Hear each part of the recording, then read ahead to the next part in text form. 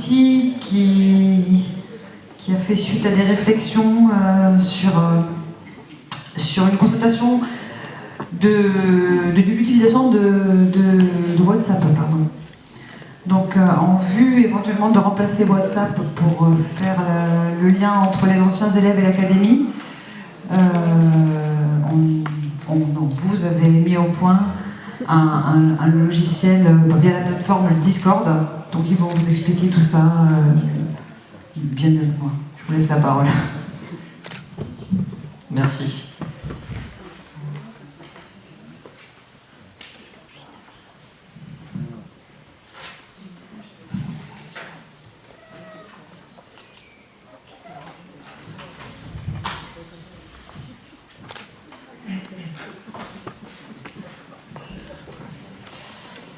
Oui, donc voilà, nous ça va être plus un aspect organisationnel pour les anciens élèves. On a réfléchi à une alternative à WhatsApp, pardon, pour nous organiser entre anciens et permettre d'enrichir notre pratique, permettre de partager nos informations.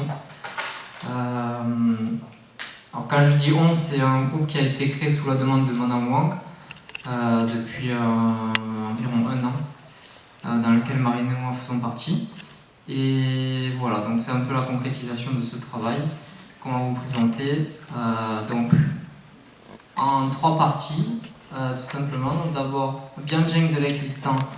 Donc qu'est-ce qui a été fait jusqu'à présent pour nous, pour se rassembler.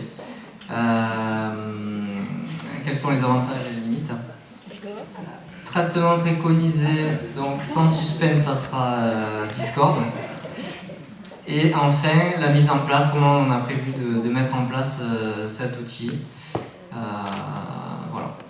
Donc je laisse la parole à ma consoeur Marine Orson. Bonjour. Alors oui, le Bianjeng de l'existant, en fait, ça fait... il y a eu un ensemble de besoins qui ont fait qu'on a dit que ça serait intéressant de se réunir. Alors, il y a eu une suite d'initiatives pour se rassembler. C'est pas c'est pas la première fois qu'on propose quelque chose.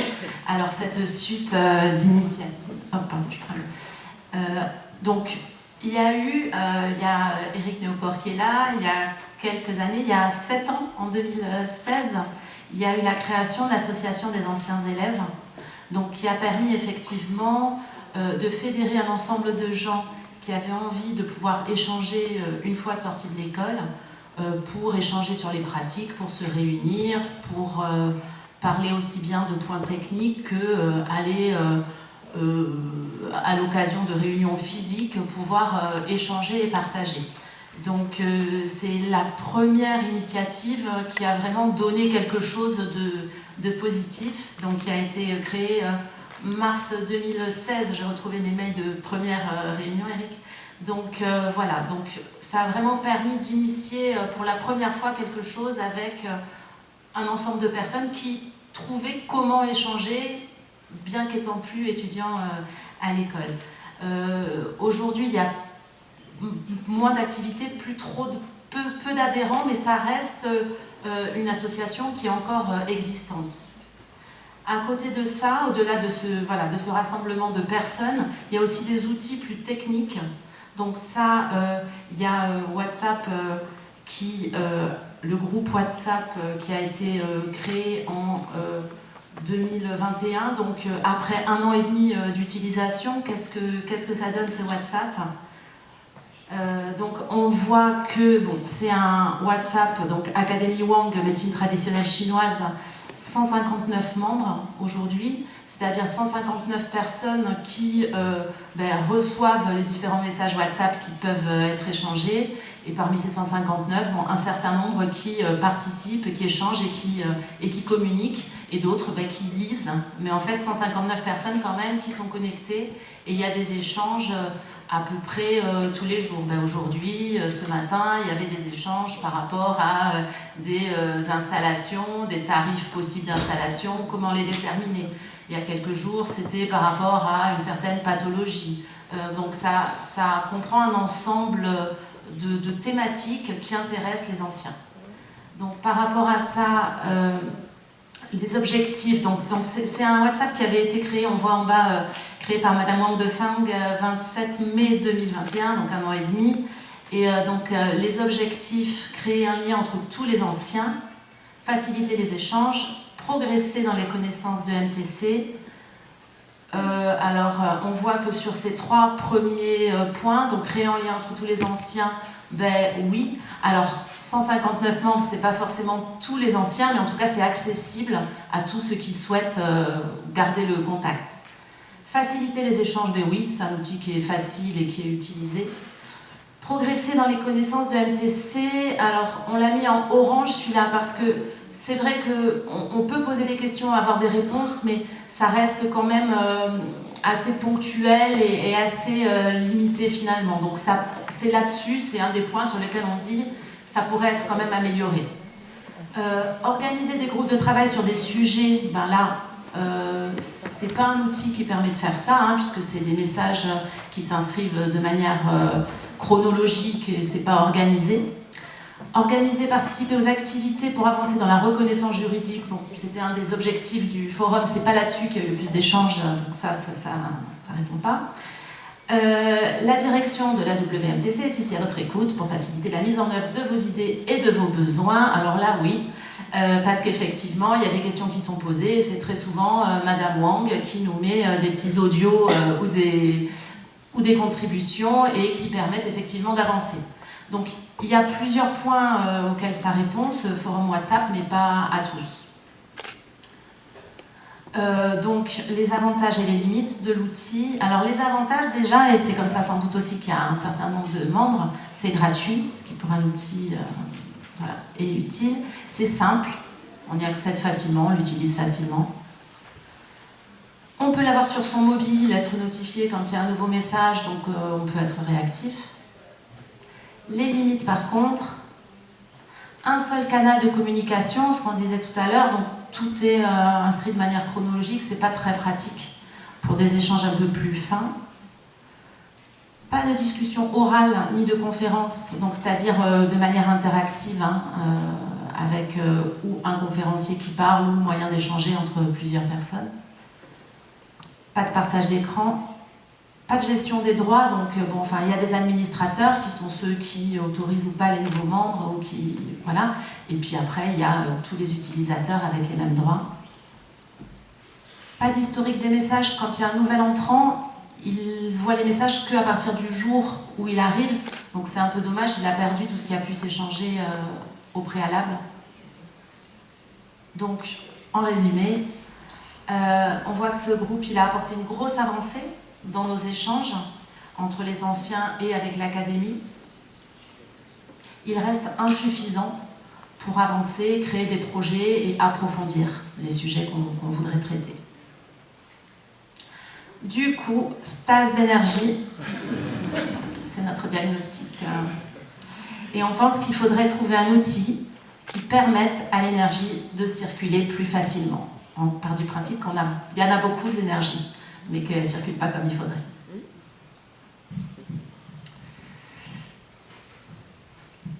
Voilà, donc on a réfléchi à plusieurs outils possibles, et donc après réflexion, on s'est arrêté sur Discord. Je ne sais pas si certains ici le connaissent, mais très rapidement, qu'est-ce que Discord? C'est une application de communication par chat vidéo, vocal et textuel. C'est-à-dire, on peut communiquer par écrit, par oral, par vidéo. Donc, en très résumé, ce serait un mélange de WhatsApp, de Zoom, et ça peut faire aussi forum, ce qui est plus très utilisé maintenant, mais voilà, ça serait un mélange de tout ça. Donc pourquoi Discord?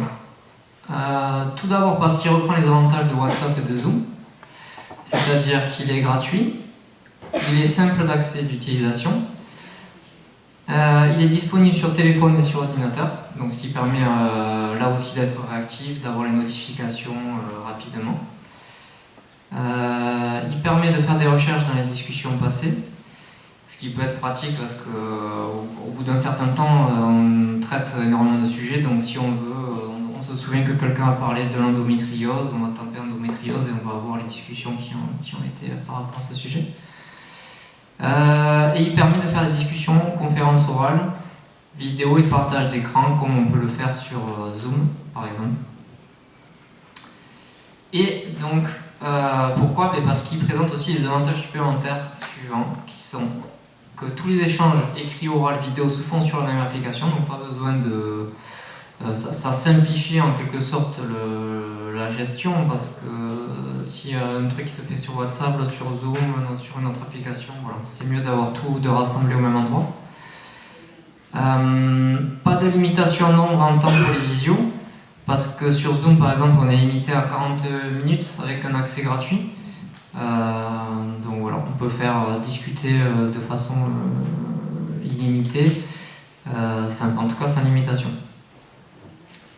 Donc ça serait en gros le point variété des modes de communication. Ça permet une variété des modes de communication. Un autre avantage, c'est qu'il permet de créer des canaux qu'on appelle des catégories, des sous-canaux qu'on appelle des salons de discussion. Donc ça c'est le point, un des points fondamentaux. Pour structurer nos échanges, donc on a vu tout à l'heure WhatsApp, c'est un seul canal de communication dans lequel tous les sujets sont mélangés. Donc effectivement pour approfondir un sujet, c'est très difficile, on est vite bloqué en fait. Il y a quelqu'un par exemple à un moment donné qui voulait travailler sur l'apnée du sommeil. Ils ont commencé à discuter, mais après il y a eu d'autres questions sur des praticiens, quel praticien à quel endroit, etc. Donc, je ne sais pas s'ils ont créé un groupe en dehors de WhatsApp, mais en tout cas, ça s'est arrêté. La réflexion s'est arrêtée. Et, tandis que si on pouvait créer plusieurs canaux de discussion, on pourrait justement approfondir, par exemple faire une catégorie pathologie avec un sous-canal apnée du sommeil, et les gens discuteraient dans ce canal. Et ça profiterait à l'ensemble qui verrait ces discussions. Accès à l'historique des messages pour les nouveaux, donc ça c'est très important. Cette plateforme, alors à la base ça a été créé par deux amis gamers donc, qui jouent à des jeux vidéo, qui ont voulu créer une plateforme qui facilite l'échange entre joueurs.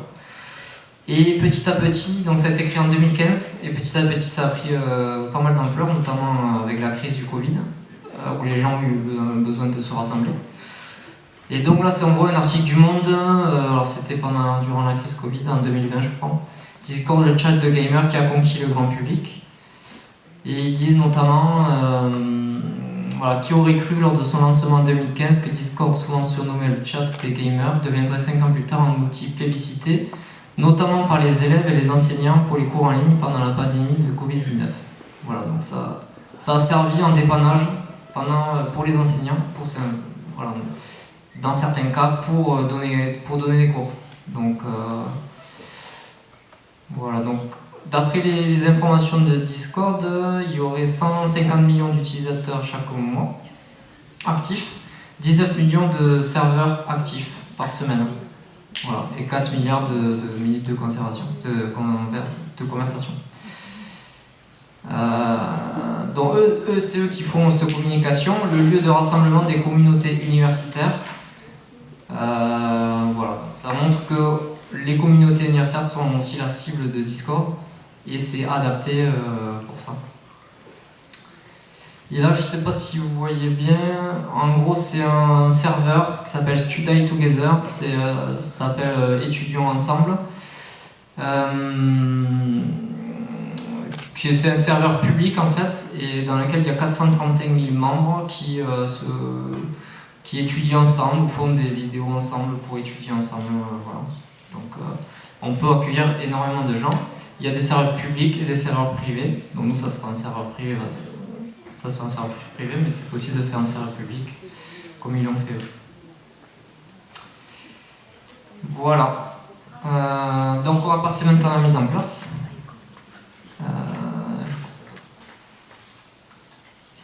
Ah non. Oui.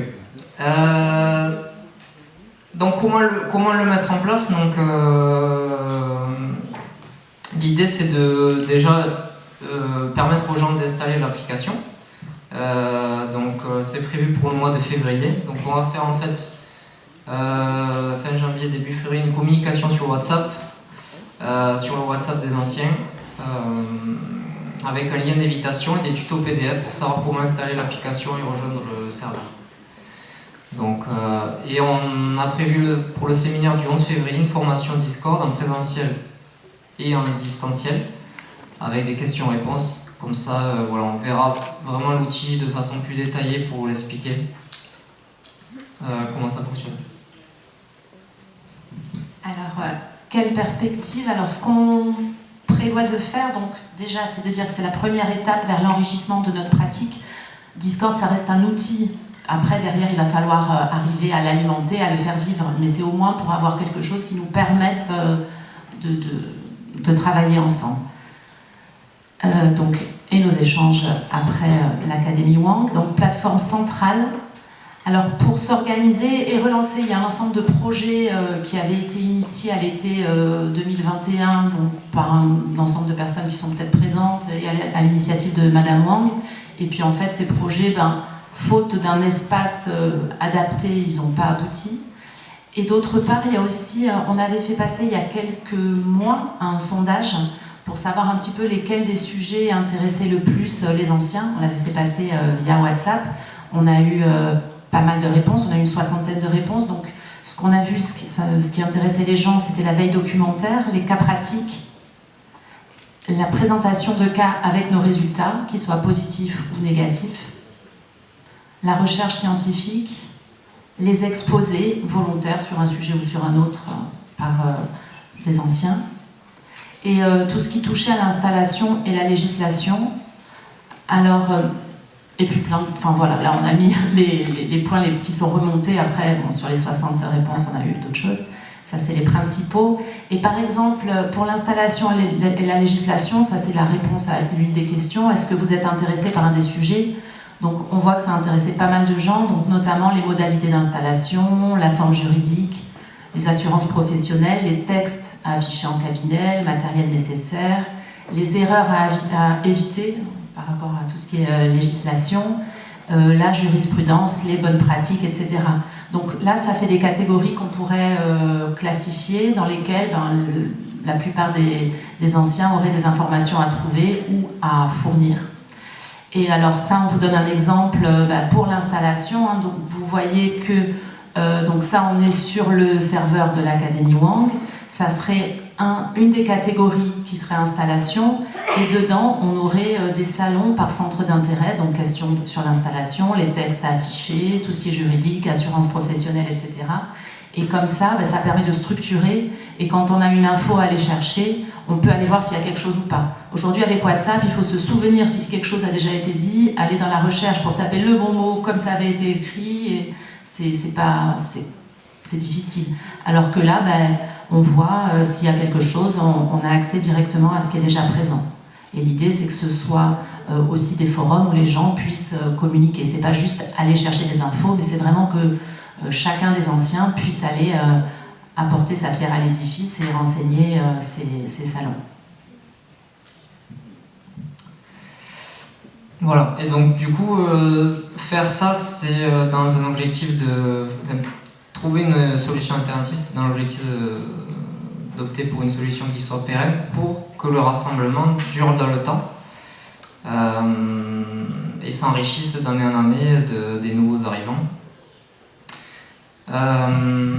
On voulait faire un petit parallèle, vu qu'on est en MTC, avec la théorie des 5 éléments. Vu que si on parlait tout à l'heure de stagnation d'énergie, il ne faut pas que l'énergie, il faut qu'elle circule librement. Si on regarde rapidement donc cette théorie des 5 éléments, avec tout d'abord l'eau, la création du rassemblement, on va dire, on crée le rassemblement qui engendre des idées dans le bois. Le bois, c'est l'engendrement, donc naissance des idées. Ces idées vont créer un certain enthousiasme, une envie de faire grandir ces idées dans le feu. Cette envie va amener la réflexion et la transformation des idées en projets. Et ces projets donneront des résultats dans le métal, donc c'est la récolte, c'est en gros des connaissances supplémentaires pour nous. Mais pour ça, il faut que les projets puissent avoir lieu. Il faut trouver cet outil qui nous permette de passer des idées au projet et d'approfondir la réflexion sur les différents sujets. Donc si chacun de nous on arrive à acquérir des connaissances supplémentaires, on sera plus enclin à continuer à s'investir et à partager notre énergie avec les autres anciens pour pérenniser cette initiative. Voilà, donc c'est l'objectif en tout cas de Discord. Et voilà, après comme disait Marine, ça dépendra aussi de nous. Ça c'est les fondations. Et après ce sera à nous forcément d'apporter le feu. Voilà. Donc pour conclure, WhatsApp avait apporté une avancée dans les échanges, c'était pas suffisant. On propose Discord qui est un outil testé à grande échelle, un outil tout en un qui doit nous permettre de structurer notre communication, d'enrichir notre pratique. Et donc bientôt, février 2023, on vous donne rendez-vous pour lancer ce beau projet. Et après, suite à ça, grâce à ça, pouvoir relancer, là ça sera un peu la coquille, mais c'est pouvoir alimenter tout ça et pouvoir communiquer. Donc on vous donne rendez-vous le week-end du 11 février pour la grande sortie en salle de Discord, le 11 février. Voilà.